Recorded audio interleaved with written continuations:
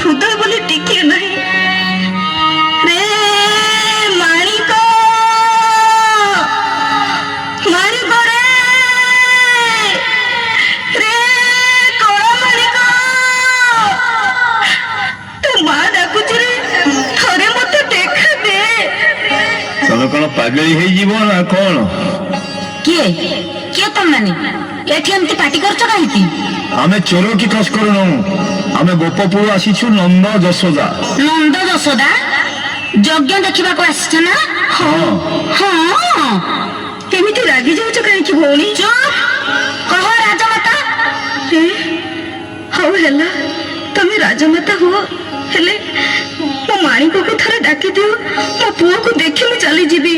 କହ ତୁ ଏଥର କାହିଁକି ଆସିଛୁ?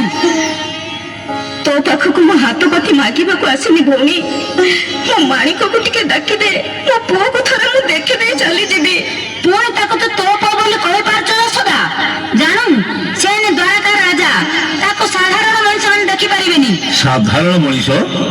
ଆମେ ସବୁ ସାଧାରଣ ମଣିଷ? ହେଲେ ରାଜମାତା, ଦିନେ ତ ଏଇ ସାଧାରଣ ମଣିଷ ପାଖକୁ ତୁମେ ଦୌଡ଼ି ଯାଇଥିଲ।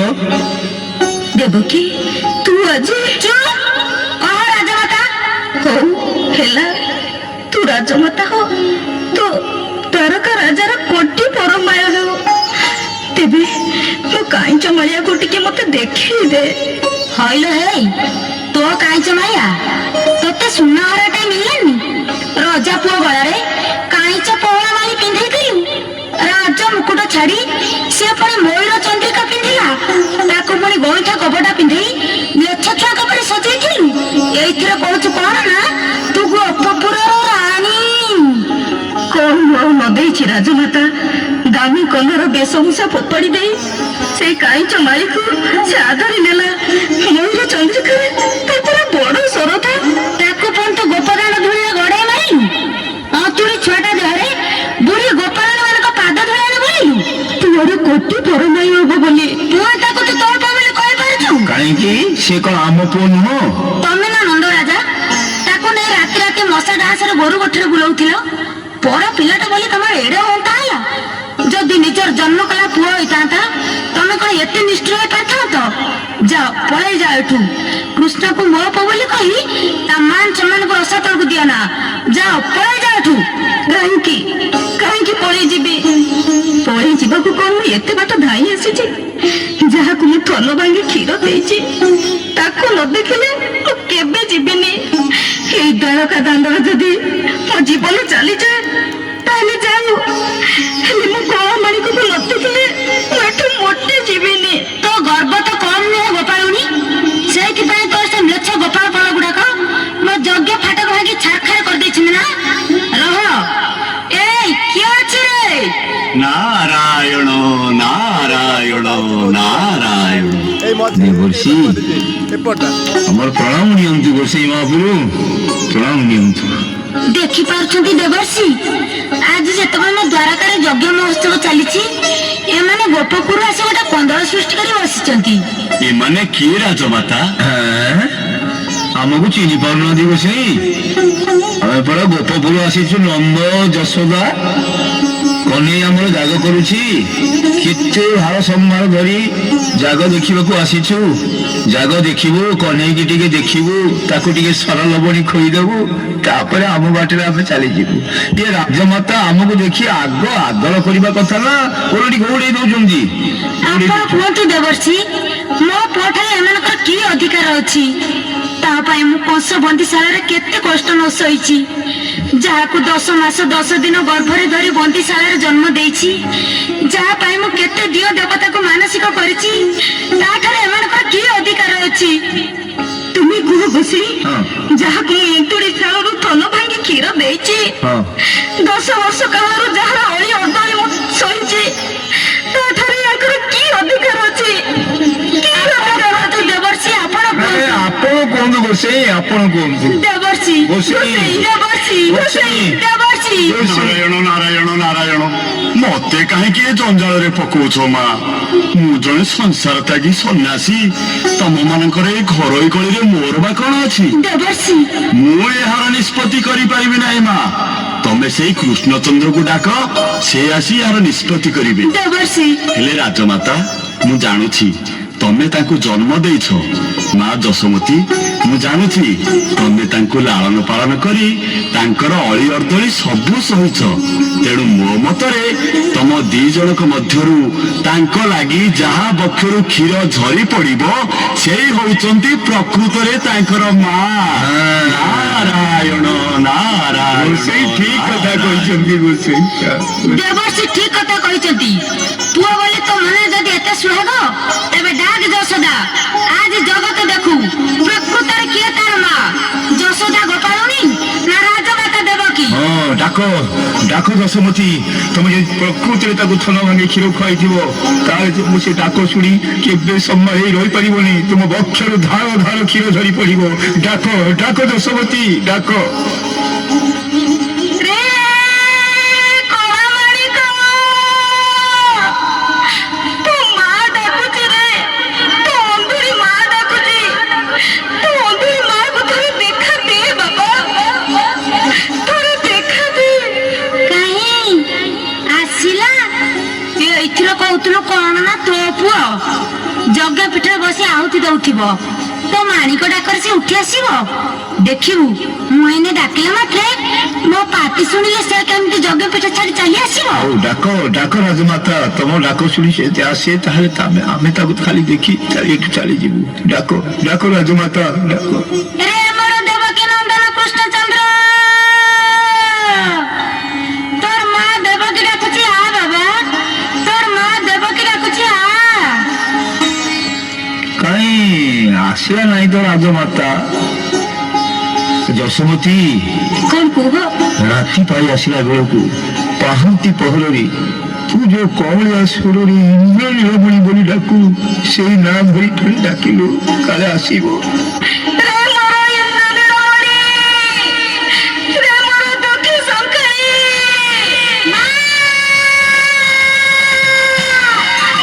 ଆ ବାବା, ମୋ କୋଳରେ ବସି କ୍ଷୀର ଖାଇବୁ ଆ। ରେ ମୋର ଇନ୍ଦ୍ର ନୀଳମଣି। ଆ ବାବା, ପାଖକୁ ଆ।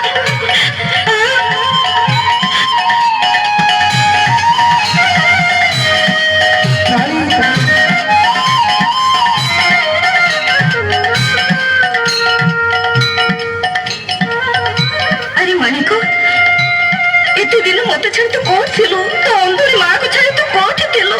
ମୋ କଥା ତୋର ମନେ ପଡିଲାନି। ଆରେ ବାବା, ମତେ ଛାଡି ତୁ କୋଉଠି ଥିଲୁ? ତମକୁ ଛାଡି କଣ ରହିପାରିବି ମା? କହିଲ ମା, ତମେ ମତେ ଆଉ ଦଉଡ଼ିରେ ବାନ୍ଧିବ ନାହିଁ ତ? ନା ବାବା, ନା। ଆଉ ତେନ୍ତୁଳି ଛାଟିରେ ପିଟିବ ନାହିଁ ତ? ବାପା, ତୁମେ ଆଜି ଗୋଟୁକୁ ଯିବ ନାହିଁ? ହଁ ଯିବି ଯିବି। ମୁଁ ତମ ସାଙ୍ଗେ ଗୋଟୁକୁ ଯିବି। ମୋ ସାଙ୍ଗରେ ଯିବୁ? ସେ ମଦ ହାଣ୍ଡି ଭାରି ମାଇଲା, ମୋ କାନ ମୋଡ଼ି ଦେଲା ପରା। ତା କାନ ମୋଡ଼ି ଦେବି। ମା, ମତେ ଆଜି ଭୋକ ଲାଗିଲାଣି। ଦିଅ ମା, ମତେ କ୍ଷୀର ଦିଅ। ଆ ବାପା, ମୋ କଥା, ମୋ କୋଳରେ ବସି ତୁ କ୍ଷୀର ଖାଇବୁ ଆ। ଆ ବାପା, ଆ।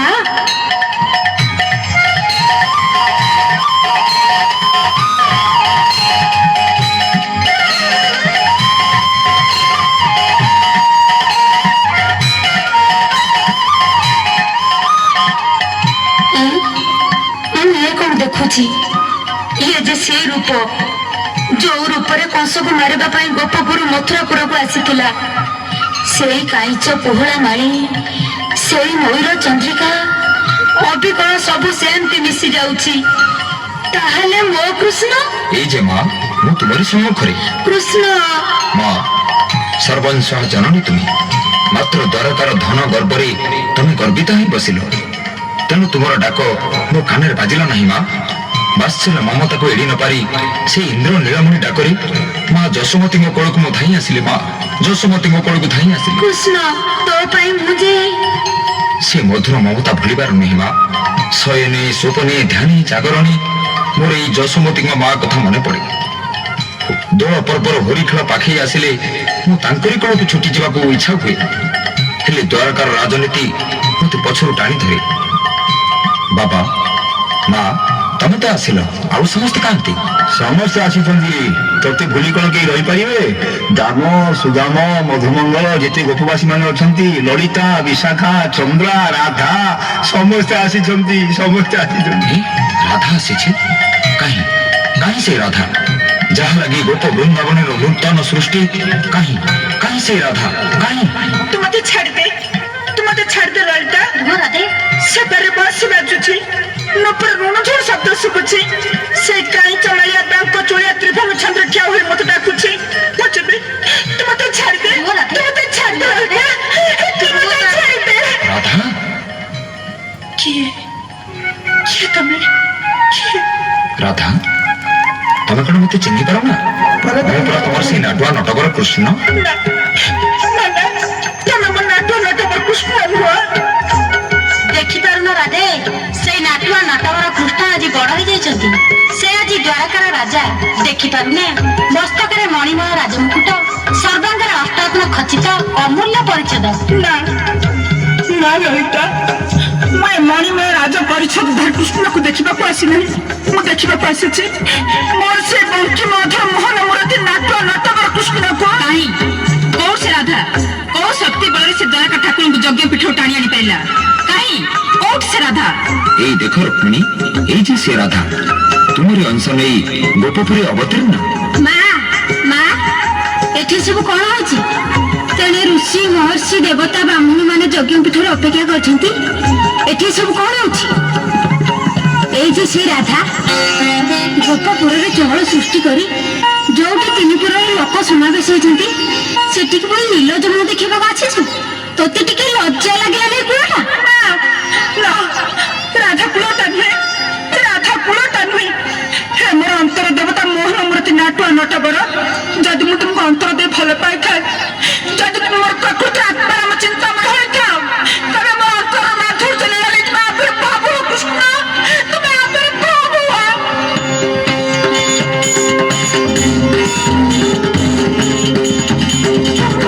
ରାଧା, ରାଧା, ତୁମେ ମୋ ନଟୁ ଚୋରି କରିଛ, ତୁମେ ମୋ ବଂଶୀ ଚୋରି କରିଛ।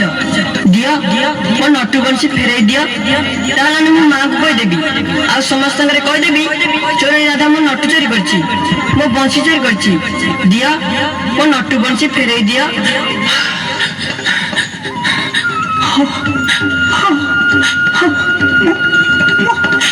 ମୁଁ ତୁମ ବଂଶୀ ଫେରାଇ ଦେବି, ହେଲେ ତୁମକୁ ମୋର ଏତିକି ଅନୁରୋଧ, ତମେ ଆଉ କଦମ ଡାଳରେ ବସି ବଂଶର ସୁରେଶ୍ୱର ରାଧା ରାଧା ବୋଲି ଡାକିବ ନାହିଁ। ରାଧା, କୃଷ୍ଣ, ରାଧା, କୃଷ୍ଣ, ରାଧା, ରାଧା।